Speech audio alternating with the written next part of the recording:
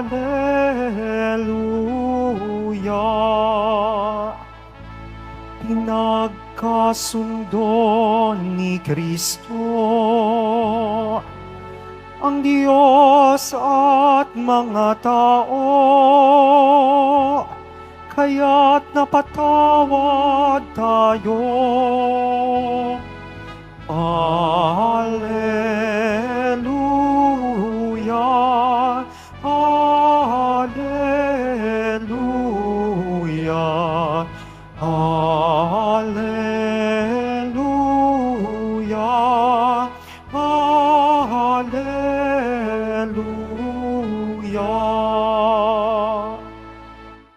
Sumainyo ang Panginoon. At sumaiyo rin. Ang pagpapahayag ng mabuting balita ng Panginoon ayon kay San Mateo. Papuri sa iyo, Panginoon. Noong panahong iyon, sumakay si Jesus sa bangka, tumawid sa kabilang ibayo at tumuloy sa sariling bayan. Pagdating niya roon, dinala sa kanya ng ilang katao ang isang paralitikong nakaratay sa kanyang higaan. Nang makita ni Jesus kung gaano kalaki ang kanilang pananalig, sinabi niya sa paralitiko, "Anak, lakasan mo ang iyong loob. Pinatatawad ka na sa iyong mga kasalanan."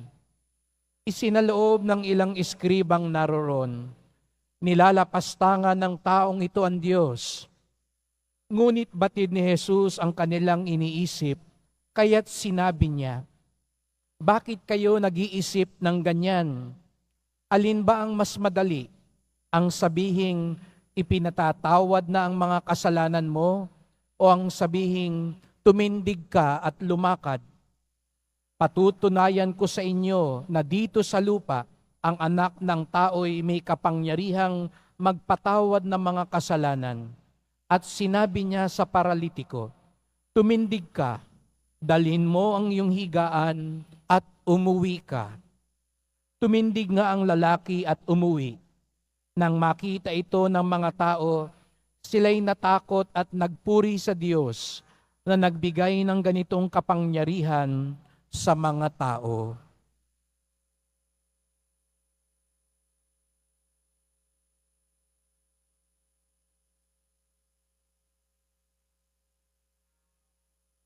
Mga kapatid, ang mabuting balita ng ating kaligtasan. Pinupuri ka namin, Panginoong Heso Kristo. Magsiupo muna ang lahat.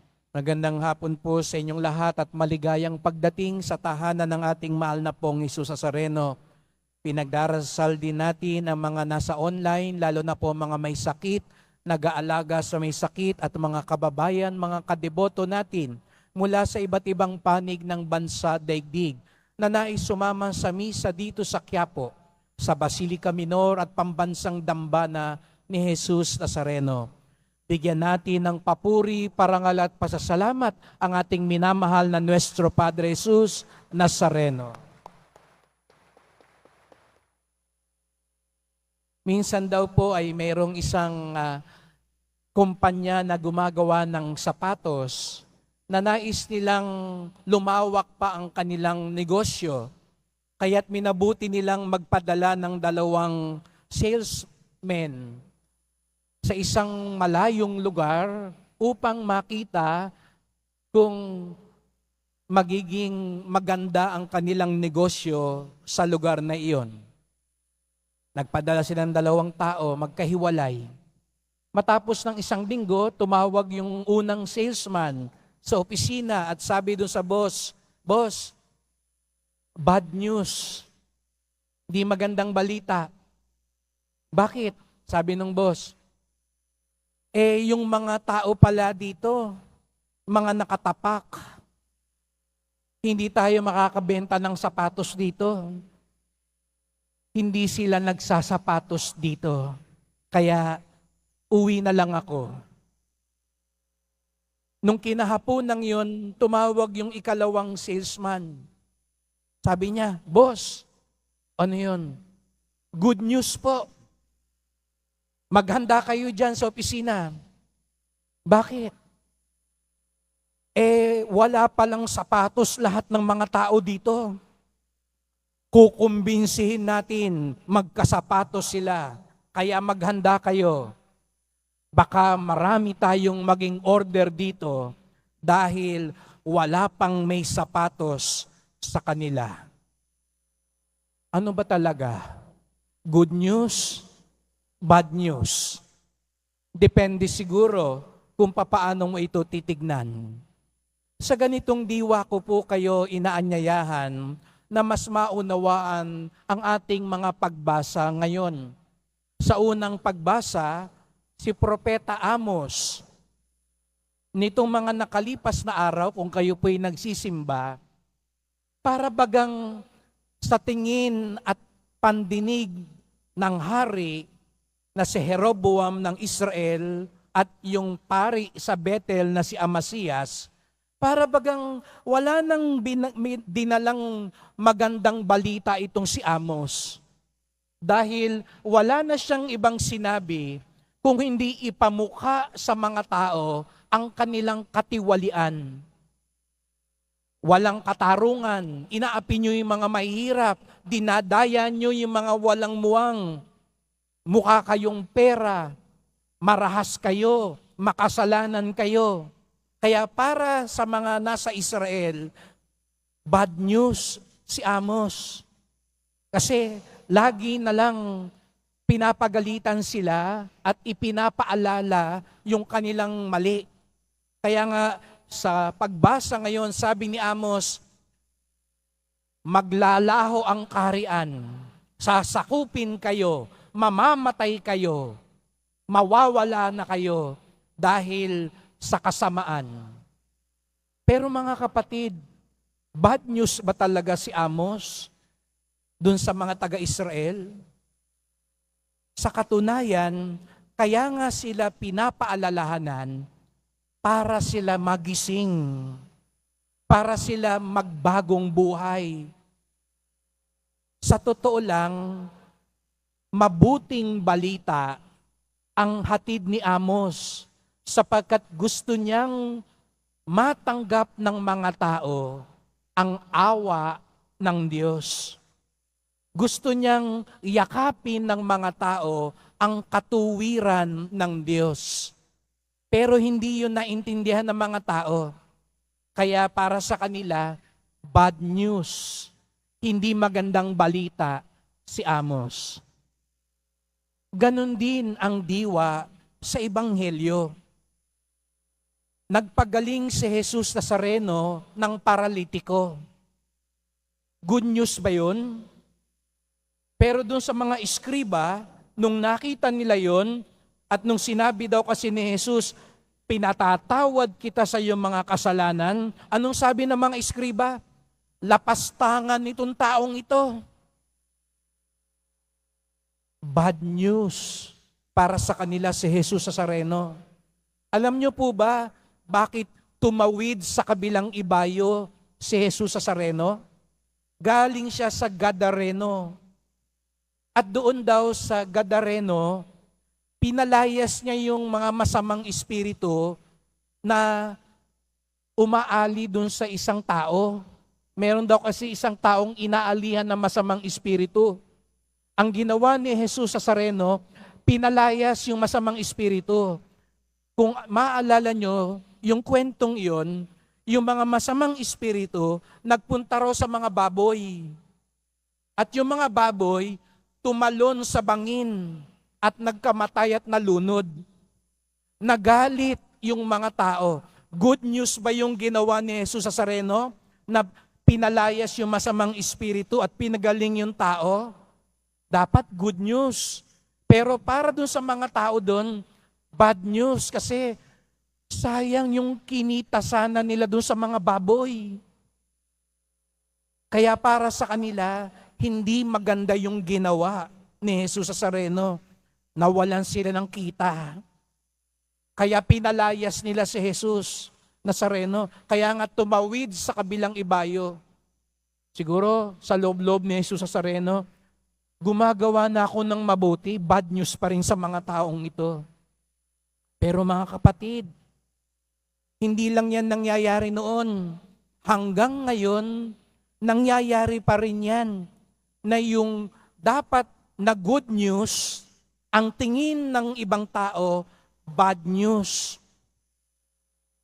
Pag nagsasabi ka ng totoo, ng ibang taong magagalit sa'yo. Bakit pa kasi sinabi mo pa yung totoo? Ayan, nagkakagulo tayo. Nabisto tuloy yung anak ko.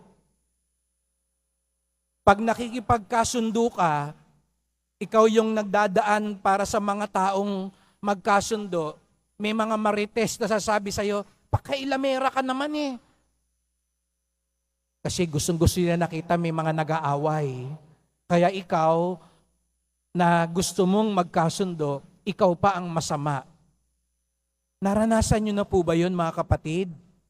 Ikaw na ang gumawa ng mabuti, ikaw ang minamasama. Ikaw ang chinichismis. Ikaw ang sisiraan. Yung dapat na good news para sa ibang tao, bad news. Pag sinasabi mo yung mabuti, pinapaalalahanan mo, masama yung bisyong yan. Ano sasabihin sa'yo? Ano ka naman? Bad news ka na naman eh. Sinisira mo yung trip naman eh. Binabasag mo yung trip ko eh. Di ba? Pag pinapaalalahanan natin kung ano ang tama para sa ibang tao, bad news ka. Pag ang pare nangangaral, pahalagahan natin ang buhay. Ayan na naman yung pare niya, nakikialam na naman sa politika. Bad news na naman to. Dapat dasal-dasal lang tayo, prosesyon-prosesyon lang tayo. Pag sinabi ng simbahan, ipagtanggol natin ang kasagraduhan ng buhay mag-asawa. Labanan natin ang diborsyo. Ay, ang bad news na naman si Father eh. Dapat wag na tayo nag-uusap ng ganyan. Ganun ba tayo? Tingin natin bad news ang good news. At may mas malala pa doon. Yung iba sa atin, yung bad news, good news. Uy, ano nangyari doon sa isang tao?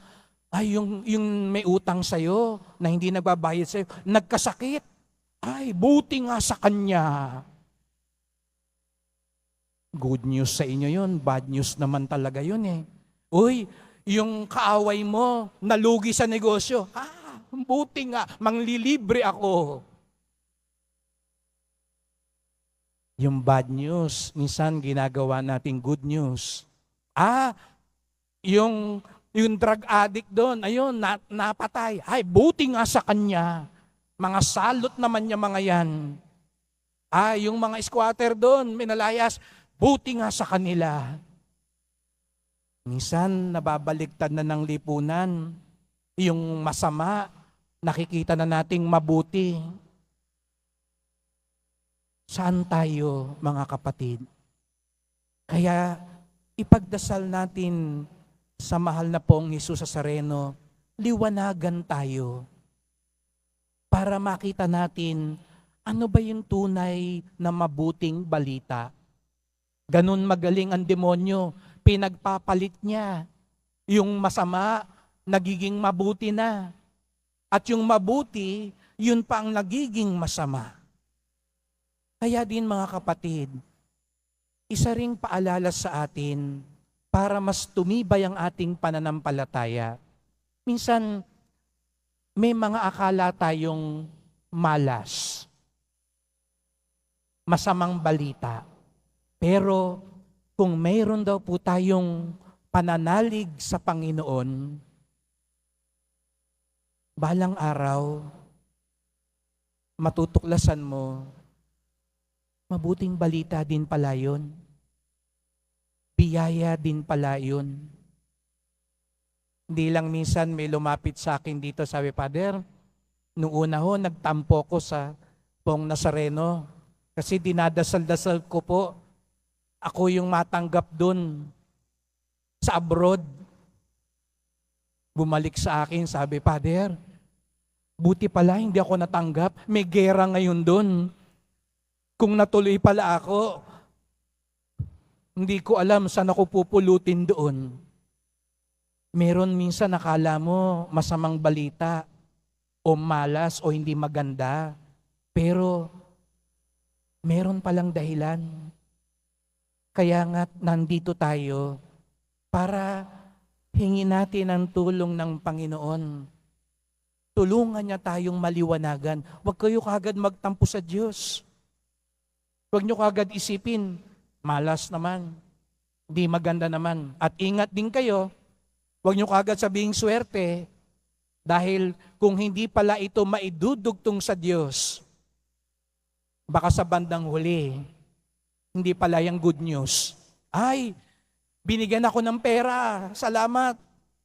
Dahil pala sa perang yan, ayan, nagka-chicks ka patuloy, natuto ka pang magsugal, dahil nabigyan ka ng magandang posisyon, yumabang ka, nagkasala ka pa, hindi pala magandang balita yan. Hindi pala tunay na biyaya yan.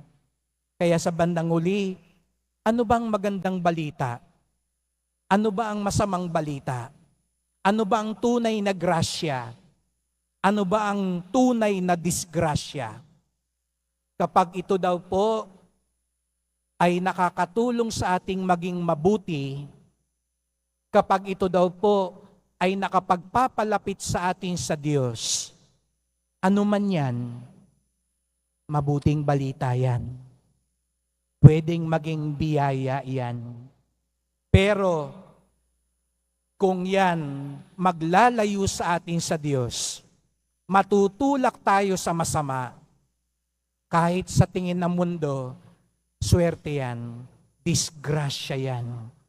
Kasi ang tunay na biyaya, ang tunay na mabuting balita, lalo tayong nailalapit, lalo tayong naitutulad kay Jesus Nazareno.